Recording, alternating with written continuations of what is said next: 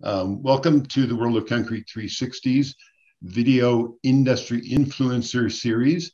My name is Bill Palmer. I am the editor of World of Concrete 360, and we are here today with Tim Manherz, who is the operations manager with Encore Concrete Construction in the Houston area, and was the keynote speaker at the AFCC Safety Conference last fall in November. And also Joe Whiteman, who is the safety director for the American Society of Concrete Contractors. So we're here to talk about safety in concrete construction. You know, when I was working on construction jobs during college, believe me, safety was not top of mind. It was, but there has been really what I kind of feel is like a revolution in the safety arena over the past 20 or 30 years. And AFCC has certainly been at the front of that. So, Tim, you spoke at the Safety Summit last fall about the journey to target zero. Sure, we're doing better, but is zero really realistic? Can we ever get there? I think you always have to set high goals, and I think anything's realistic. Is it a challenge? Is it a journey? Absolutely. It's always a journey to safety excellence and target zero. But I do think it's very possible to have a goal of zero recordable injuries. I guess that's what I'm talking about. If we're going to define recordable or zero, it'd be recordable injuries. That I think it is possible. And we've had years that we've had zero recordable injuries. Okay. Well, what specific things can contractors do to try to achieve that, to get to that point? Well, there's a lot of things. And I think it starts with a safety culture. The safety culture has to be ingrained and woven throughout the whole company, from management all the way to the laborers. You know, our ultimate goal is for everybody to have a passion and about safety and making sure everybody goes home the way they showed up that day. Specifically, I believe the JHAs or the JHSAs in the morning, when you're specifically talking about the items that you're working on, you have an interactive discussion with all the members of the team, what you're specifically going to do and what are the risks in front of you and how are you going to mitigate those risks, I think is a key factor to creating that safety culture and that safety excellence. And to me, again, you still have to have buy-in. You have to have buy-in from everybody, and you have to believe it. It's the people that talk about it and don't do it, I think, are the ones you really have to watch out for, because to me, it's about, will you do the same things you would in front of somebody, or if somebody's watching you, if nobody is watching you, would you do the same thing? And that's when you really start creating a safety excellence. You talk about buy-in. You mean buy-in from the top or buy-in from the workers? I think it's all the way through. It's got to start with the top, and you got to have that passion, and leadership has to show that they're willing to put safety in front of everything else. Because if they don't show that and they don't lead by example, you're never going to get the rest of the team to follow. If I was to ever walk on a job without my safety glasses, I blew it. If I would concede to a really good customer to say, hey, we're going to go ahead and pour that slab on deck, that little bit of a handrail that's not up to standards, we'll go ahead and pour it. We know your schedule's important. If I made that decision, I should shut it down and make sure it's right. As soon as I make that compromise, that means our safety standards have just lowered. What is you talked about root cause analysis. What do you mean by that? I really like the root cause analysis. I don't, it's exactly what it's talking about. It's about digging deep into the incident. It's about interviewing everybody involved, understanding exactly what we did and what can we change in the future. For example, we had something been doing for 35 years. We've been tying string line for grade and looping it around a nail just to keep it taut. And probably about 8 months ago, one of our workers took his finger and took that, and it was really taut, and wrapped it and actually dislocated his finger. We've been doing that for years, but now we have a new best practice. Now we're grabbing it by our hand, we're wrapping it around so you never have any limbs that are in potential of getting hurt. So it's about really digging deep and then figuring out what caused it, which is the root cause, and then sharing it quickly and precisely so all the other team members don't have the same issue. Do you see people sacrificing safety for productivity? Oh, yes. And that's a global idea. That's what we talk about our culture. We don't want that.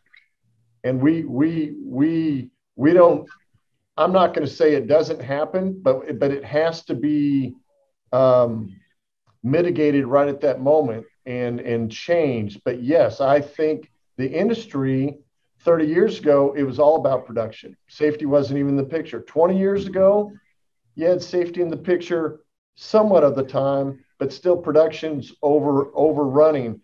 It's still an item out there. I see it with other subcontractors around us. Some of our competitors, they're willing to do things that will sacrifice production over safety. And we all have to get on board and to still keep on training and turning that culture into something that we all feel like safety is a part of the process and it's never compromised. So do you actually see safety as an expense, as an overhead, or is it actually contribute to the successful project? I can tell you that our most productive jobs is our cleanest jobs and our safest jobs. So you can, I've had some crusty guys tell me, man, safety's getting in the way, it costs money, it's going to impede the cost when you come to review me later. I said, I guarantee you, I see too many jobs that it doesn't impede, it keeps everybody safe, and it really makes you more productive. It's about planning and making safety part of the process. If you do that early on, it doesn't cost you. But if you think about safety after the fact, it'll cost you 3 times as much, and it'll hurt somebody along the way. And that's never a good thing. Okay. Joe, certainly one thing ASCC has done in the safety arena is to hire you as a safety director. I mean, that was a big step. But what else do you see ASCC doing to promote safety among the member companies? ASCC is doing everything it possibly can, and one of the best things I can say ASCC does is it utilizes its members as resources for other members. I always tell people anecdotally that the best thing about ASCC are its members, because each other we learn from people's experiences, we share people's experiences. Tim is a great example of that. He was our keynote speaker at our first safety summit. And he talked about his journey, about how he came up from the trades and now the operations manager and instilling the culture at the company that he's with. Think about all of those golden nuggets that Tim shared with all those folks in that audience. Everybody was able to take something away and apply it within their own organization for the ever-changing goal of zero, right? Zero is going to look like something different from every member or every contractor, but we're here to help our members get the information they need, find the resources they need to incorporate into their own organization to whittle away at that stone, if you will. We choose to meet our members where they're at. A lot of other trade associations, they have different resources for X, and that's it. We understand that our members across the range that we have, they're at different phases in their safety journey. Some may just be starting their own company and they don't even have a JHA, don't know what a JHA is. Other companies have a well-refined safety program and they might need something more on the behavioral based side that we're here to help them, incorporate in with their own association. So ASCC, the resources that we have is a broad-based spectrum of resources. Safety management plans, toolbox training, safety bulletins that we write specific bulletins on topics or changes in OSHA requirements or ANSI requirements. But again, to go back to what's great about ASCC is us utilizing our members as the tools and the resources for everybody.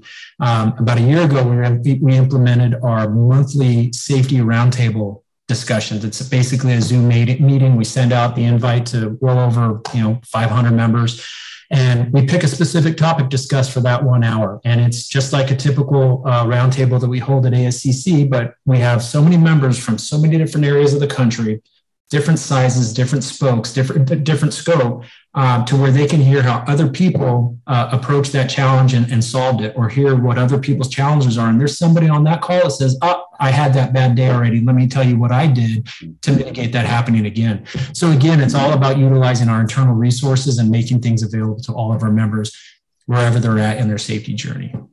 Do you answer the safety hotline? I do. So we have the safety hotline was the actual call that goes directly to my phone, or I also have the email where members can call or email on a safety query or whatever it may be. It might be, hey, what's the heat illness requirement in California? Or it could be, what are my rigging requirements in Massachusetts, right? So we provide, ASCC provides our members a one-stop shop to where, hey, I got a guy that can help me find the answer to this challenge while I'm putting fires out on the job site, right? So I'm here at their disposal, and that's probably one of my most exciting job requirements, if you will, is to be part of the safety hotline, because every day or every time I get a call or an email, it's something different. It gives me an opportunity to dive into the books or reach out to other resources and see, hey, what'd you do when you had this? So when I respond back to our members, it's right, it's factual, it's going to give them the needs or the resources they need to make that challenge, to meet that challenge.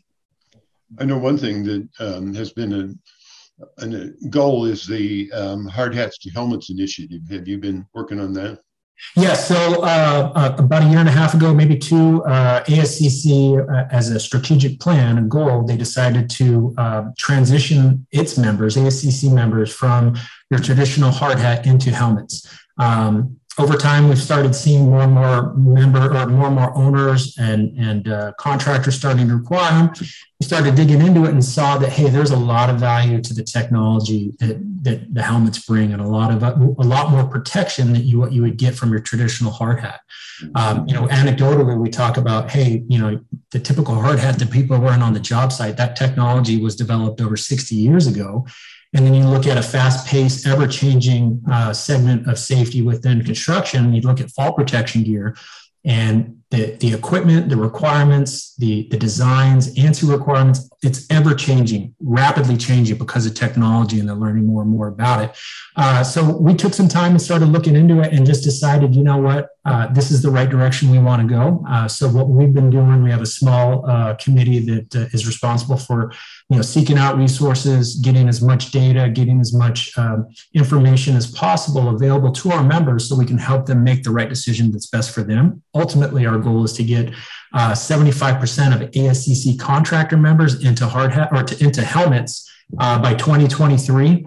Thus far, I think we were upwards of about 40 contractor members. And when you dig into the numbers, it's well over 25,000 heads that are protected by helmets. So right now, that some people might hear that and might think that's a small number, but when you think about the impact, the visual impact, and the statement to commitment to safety that those contractor members have when they go onto job sites where nobody else is wearing helmets, that starts the discussion with those folks. Hey, why are you guys wearing that? Why do you think that's safer? Well, let me look into that. And it's almost like it's it's an addictive pursuit. People want to learn more about it, and they say, you know what, this is the right thing. So it's just expanding the knowledge base, and it's just getting the information out there more and more. But we're not slowing down. We got more members getting on board with making that transition. We're just regrouping and kind of revamping the Hard Hats to Helmets committee. We have a few more folks that have made that change that now want to get on board and kind of help carry that torch and continue the charge with that initiative. Okay.